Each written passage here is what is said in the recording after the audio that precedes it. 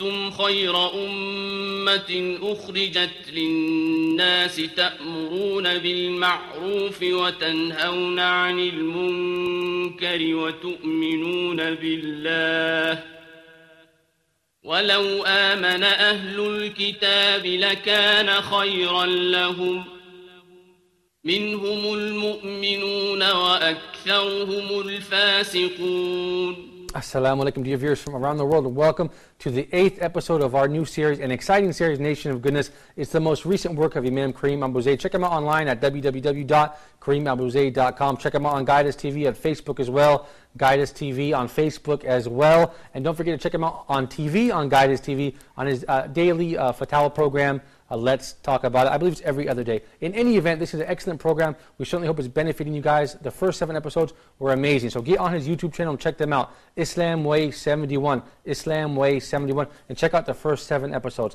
The last 2 episodes we talked about how to go about this. That is, how to enjoin the good and forbid the evil. We're going to do it again in this episode because Imam Karim believes this is a very big and controversial and important topic. So let's welcome him back. Thank you so much, Sheikh. Assalamu alaikum, Sheikh Karim. Wa alaikum assalam wa rahmatullahi wa barakatuh, Brother Malik. Wa alaikum assalam wa rahmatullah, dear viewers. We're back. Part 3. Part 3. How to go about it. How to go about enjoining good and forbidding evil. Is a problematic subject. This is a huge, massive topic. Massive topic that is not spoken about by a lot of the brothers. So why not, Sheikh? Why isn't it spoken about? Because it brings about a lot of confusion, vagueness, and the subject itself is branched out in a lot of areas: fiqh, usul, muamalat. Right. And if you really hit it from one angle while disregarding the rest of the angles of the subject, you may end up giving the wrong message. Like I stressed over and over before, Malik, that when we say about, when we talk about enjoining good and forbidding evil, we're really talking about Muslims, Muslims. Right. That is why when brothers and sisters who are watching us in the West, in countries like America and Europe, they need to realize that this only applies to Muslims. But with non-Muslims, what you need to convey to them really is Tawheed first. And this is called da'wah, in other words, right? La ilaha illallah. And you see, if we keep speaking without bringing this reminder over and over again, people may think that now I'm going to go to the nightclub next to their house and tear it down or get them down. And then we get in trouble with everybody. Because I'm sorry to interrupt you, Sheikh, because if we see a non-Muslim smoking a cigarette or committing any sin, his biggest problem is he's a disbeliever. We want to bring him into the fold of Islam, not to tell him not to smoke or this and that. You see, at the end of the day, again, and I think we discussed this in a previous episode, is the question is the non-Muslim addressed by the branches of the religion or not? Before Sharia or no? You see, the debate very quickly, if he is living in a Muslim country, I expect him to behave like a Muslim in a lot of things. He cannot be doing things that, but we're talking about Muslims who are living in a non-Muslim country. In a non-Muslim. The exact opposite. The exact opposite. Now, Hadith Mu'adh ibn Jabal, Hadith ibn Abbas fi Sahihain, draws the map for this, that the first thing that you have to talk to them about is Tawheed. You have to bring them to Islam first. It will not make any sense to speak to a non-Muslim about drinking, about smoking, about adultery, without furnishing the principles, the platform, the fundamental platform on this. The main principle of life. Right, which is Tawheed, which is La ilaha illallah. Malik, in the previous episodes, we spoke about how you go about enjoining good and forbidding evil. And we have 2 hadith. Hadith Abdullah ibn Mas'ud fi Sahih Muslim, and also Hadith AbuZaid al-Khudri fi Sahih Muslim. And subhanallah, the 3 hadith are identical, but one of them explains a little bit more the other. Hadith AbuZaid al-Khudri, very quickly, Rasul sallallahu alaihi wasallam says, "Man ra'a minkum munkaran falyughayyirhu biyadihi, fa in lam yastati' fa bilisanihi, fa in lam yastati' fa biqalbihi, wa dhalika adhafu al-iman." Whosoever sees evil amongst you, let him change it with his hand. Force the change. If he cannot, now cannot means 2 things. if you use your hand, if you use force, will bring about more damage, Right. or it will bring harm to you as Right. as an individual. Right. If you cannot, then retreat to the Level next 2. level, which is Your tongue. your tongue. You speak about it, you write about it, and so forth. Right. Now, but again, with this also there are some restrictions. Right. You must have knowledge of the subject before you actually initiate the process of enjoining good and forbidding evil.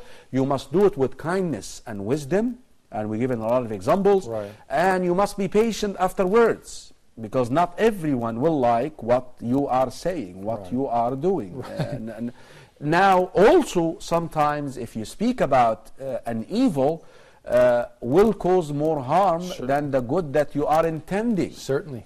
to bring about. Or you may expose yourself to harm's way. Then we tell you that the Rasul ﷺ told you there is a last level that you retreat to, which is the heart. Okay. But now, with the heart, the Prophet ﷺ says that وَذَلِكَ أَضْعَفُ الْإِيمَانِ. In Hadith Abi Sa'id al-Khudri, the Prophet ﷺ says this is the weakest form of faith. Okay. In the wording with the Imam Muslim, But you're still. But I'm sorry. In the previous one, you're still a Muslim, but this one is strong language. Go ahead. this Yeah, is scary, like you said. strong, scary. Look what he said, صلى الله عليه وسلم. وَلَيْسَ وَرَاءَ ذَلِكَ مِنَ الْإِيمَانِ مِثْقَالُ حَبَّةِ خَرْدَلٍ. Beyond this, if you stand and you see the laws of Allah, the commands of Allah are violated, and you do not feel Something's in wrong. your heart Right. that there is something wrong, that means this heart is dead. Yeah. Because we know, by the way, Iman. What is Iman? What is the definition of Iman? الإيمان اعتقاد بالجنان وقول باللسان وعمل بالأركان. Believe in the heart, Yes. you testify this with the tongue, Yeah. and you do with the limbs. And here's the statement which I'm looking for. It increases and decreases. Sheikh, that's perfect analogy. That you can see how they go together. Right. Now, if you see the commands of Allah being violated before your eyes, and your heart does not move, that means your Iman is zero. Your heart is dead. You've hit rock bottom. Right. There's nothing. Rock bottom. You do not have anything in there. Now, let us shed more light on the issue of the heart in particular. But you know, there is a beautiful story that happened at the time of one of the rulers of Bani Umayyah. His name is Marwan ibn al-Hakam. الحديث في صحيح مسلم. The day of Eid, Marwan was a little bit harsh in his khutbahs, and the people would not enjoy it. Okay. He is the Amir, and the people would not enjoy his speech too much. كان غشوما يعني. So when he speaks, the people, Jum'ah, of course, khutbah al-Jum'ah, you have to sit. You have no You have choice. to listen, yeah, You have no choice. And you know the ruling regarding al-Eid. Al-Eid, Salatul Eid, you begin with the Salah first, And then small khutbah. and then the khutbah. Right. And the khutbah is optional, by the way. Okay. The khutbah في العيد is not mandatory. Oh, okay. الواجب هو صلاة العيد. Okay, just the prayer. الواجب is the salah. Okay. But the khutbah is optional. Okay. So the people, normally, when he comes and he leads the salah, they pray behind him, and when he's about to give the khutbah, They leave. they would leave. Yeah, right. That's because his words were harsh. Because they Right. wouldn't enjoy, not about that, but they wouldn't enjoy his talk. khutbah much. Okay. So you know what he decided to do after seeing the people turning away from his khutbah al-Eid? He decided to do the khutbah before the salah. To force people to stay. To force people to To stay. listen, yeah. So he brought the minbar, he brought the pulpit. The story is in Sahih Muslim. I'm giving, of course, more insight. Right, okay. It's not exactly worded Word this for way, word, yeah. but I'm trying General information. to give the wisdom and everything. I'm trying to explain it in a Brief way. in a nice, entertaining fashion. In any way, as soon as he brought the pulpit and he's about to give the khutbah before the salah, one of the people said to him, "What are you doing?" This is what? Enjoining what? Enjoying the good. And he's enjoying the good and evil with who? With the With the leader. Amir, yeah. With the Amir. This is tough. What are you doing? the Rasulullah sallallahu alaihi wasallam, he started with the salah before the khutbah. He said, أَمَّا هَذَا فَقَدْ انْتَهَى. He said, well, you guys do not stay for my khutbah, so I'm going to switch it around so you get to stay. I said, Rasulullah, it's a bid'ah. Rasulullah is doing this. He prayed. He started with the salah and then the khutbah. You're changing this. This is a bid'ah. And he got himself and he left. You know who was present in the gathering? The companion who narrated hadith من رأى منكم منكرا فليغيره. Abu Sa'id al-Khudri. Oh, mashallah. Sa'd ibn Malik. Abu Sa'id al-Khudri. He said he was present. Right. He said what? The one who. So after Marwan ibn al-Hakam insisted that he will do the khutbah before the salah, the Sahabi, the companion, you know what he decided to do? He decided to collect himself and leave. I'm not going to sit. This is a bid'ah. I'm not going to sit in here. You know what Abu Sa'id said? أَمَّا هَذَا فَقَدْ أَدَّى. As for this man, he has fulfilled the enjoyment of good and forbidding of evil. Yeah. That's great. That's wonderful. You see this? Yeah. Right. Okay.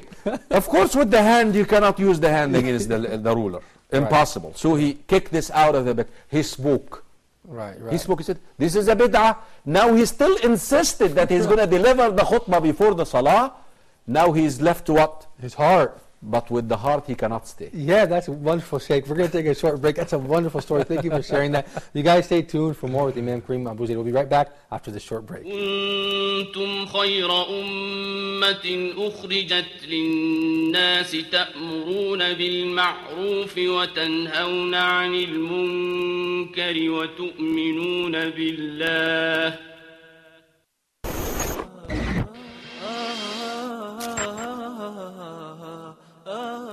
I've been asked today to talk about the Quran and the modern world. The religion that is acceptable to Almighty Creator is Islam.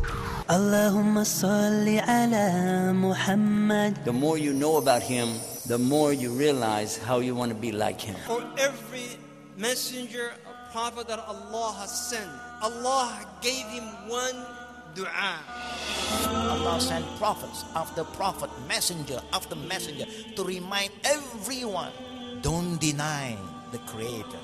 La ilaha illallah. Iyyaka na'budu wa iyyaka nasta'een. Thee alone we worship, and thee alone we seek help. Allahumma salli ala Muhammad. Never on this planet walked such a person as Muhammad sallallahu alaihi wasallam.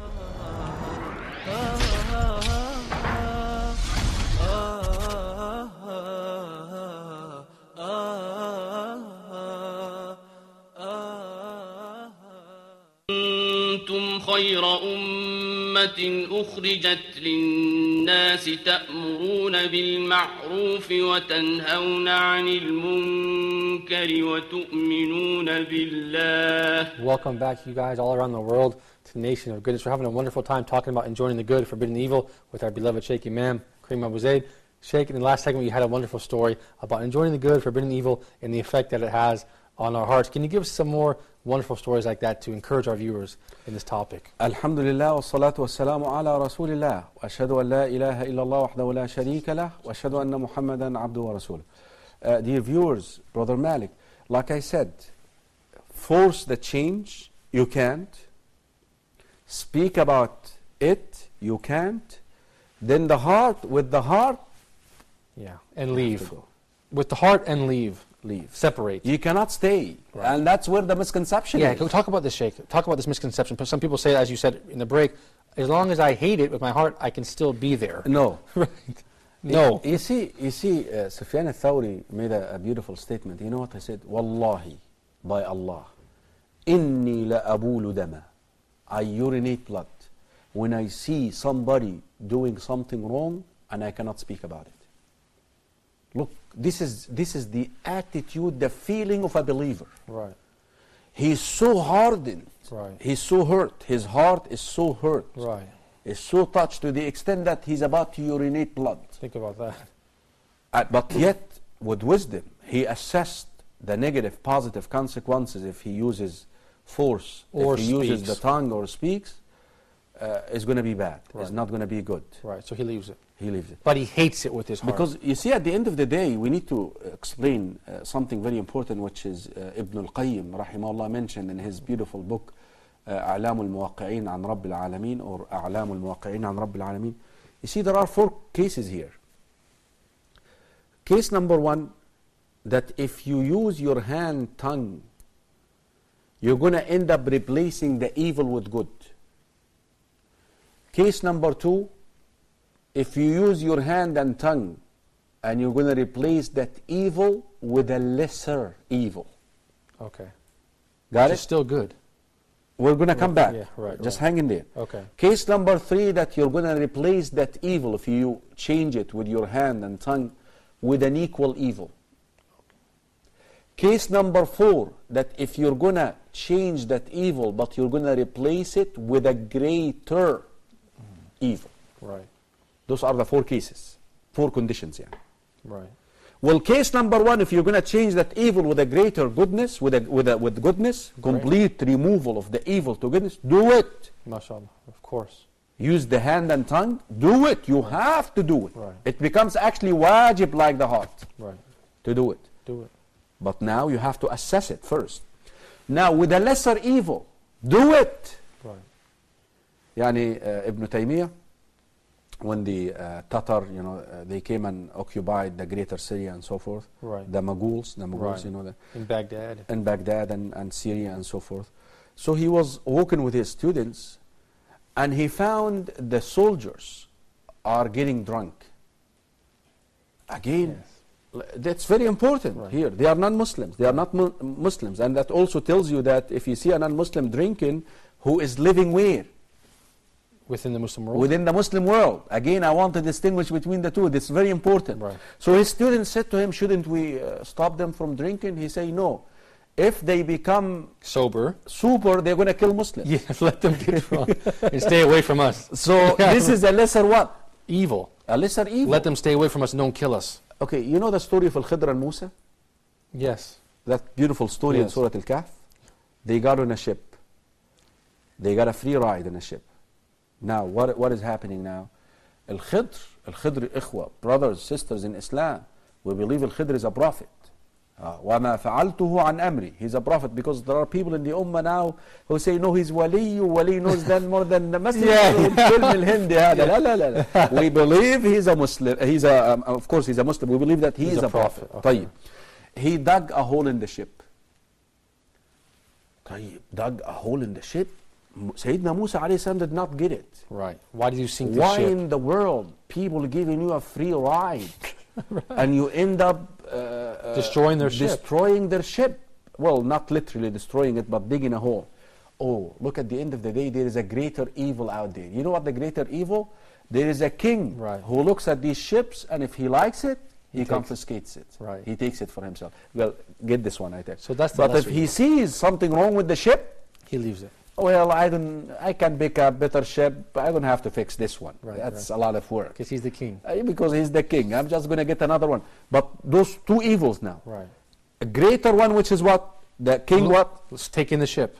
And the other evil is what? Having what? A hole in the ship. And just repair it. And repair it. Yeah. So It's number two. So that's number two. Yeah. Good point. You go ahead and do it. Now, number three, that you don't know is going to be a similar evil, the same evil, more or less. Right.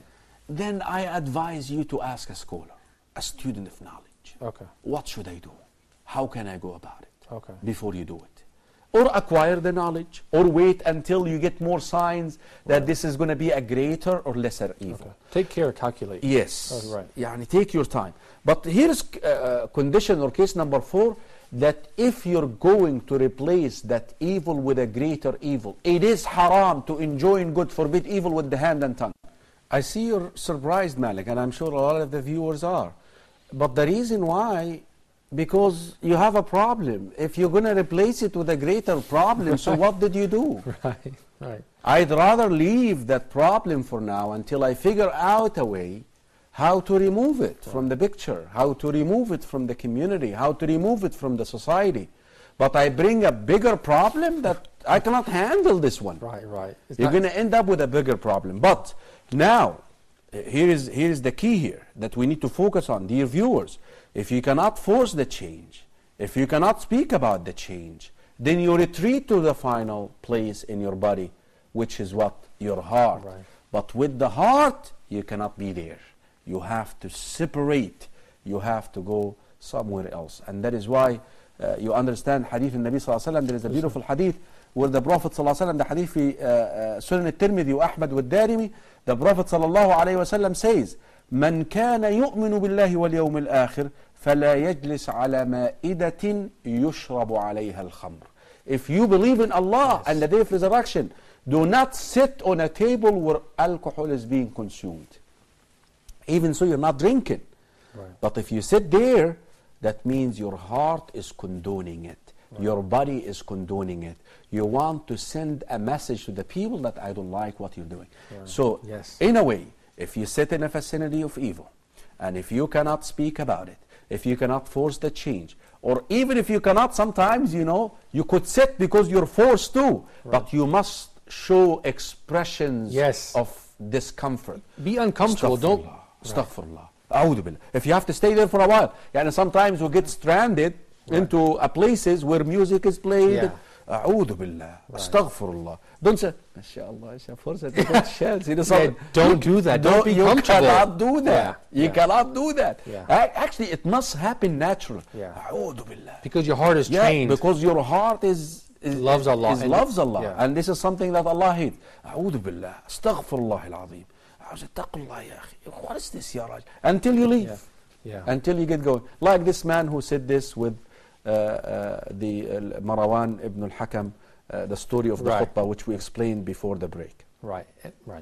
And we have another story, the story that we shared with the viewers before, the chimpanzees. Yes, go ahead, check in the previous episodes, The same exact thing. Very, very strong. The people violated, they broke the Sabbath. They went literally and they fished on Saturday, the day which they are supposed to devote to Allah subhanahu wa ta'ala in worship. And at the end of the day, the good people, they had differentiated themselves and built a wall. After what? After they used their tongue. They said haram, and so ولذلك there is a third group in this village who stayed in the middle. لما تعظون قوما وقالت أمة منهم لما تعظون قوما الله مهلكهم أو معذبهم عذابا شديدا. Why are you speaking to them? So they actually used the tongue first. They told them this is haram. You're breaking the Sabbath. Allah will bring about the punishment upon us. But when they insisted, they said, you know what? We have to separate. Let's build a wall. We cannot see you doing this. Our hearts are going to accept it. And when a punishment comes, we're going to be punished. And this was the children of Israel. They had broken up to these three groups. Then what happened in the end, Sheikh? Well, at the end, Allah subhanahu wa ta'ala saved those people who enjoin good and forbid evil.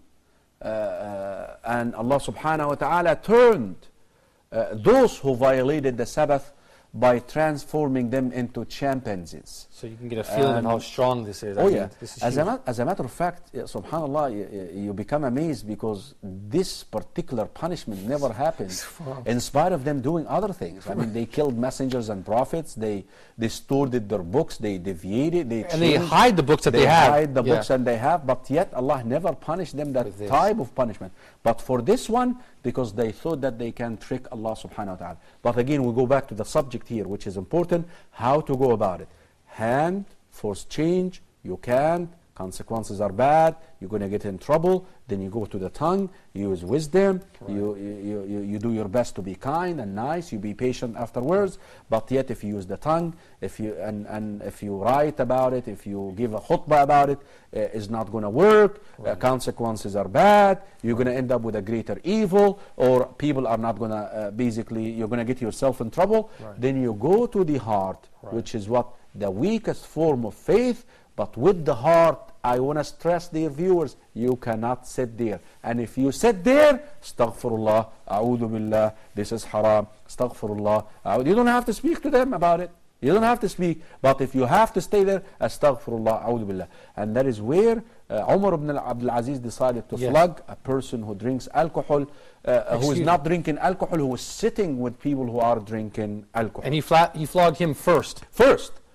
Because what got him to sit there? What are you doing there? So this is important, inshallah. Malik, I think we need to go into the consequences that we promised 3 episodes ago. But this wasn't ago. Yeah, we did promise on that. Actually, those 3 episodes are key in our series and how to go about it. And inshallah, we will talk about the consequences the next episode if you don't. Okay, inshallah. Thank you so much for your time, Imam Karim. You guys at home, don't miss the next episode of Nation of Goodness, the latest work from Imam Karim AbuZaid. Next episode, you heard from the Sheikh, we're going to be talking about the consequences of not enjoining the good and forbidding the evil. So until next time, I leave you in the care of Allah. Assalamu alaikum wa rahmatullahi wa barakatuh. كنتم خير أمة أخرجت للناس تأمرون بالمعروف وتنهون عن المنكر وتؤمنون بالله ولو آمن أهل الكتاب لكان خيرا لهم منهم المؤمنون وأكثرهم الفاسقون كنتم خير أمة أخرجت للناس تأمرون بالمعروف وتنهون عن المنكر وتؤمنون بالله ولو آمن أهل الكتاب لكان خيرا لهم منهم المؤمنون وأكثرهم الفاسقون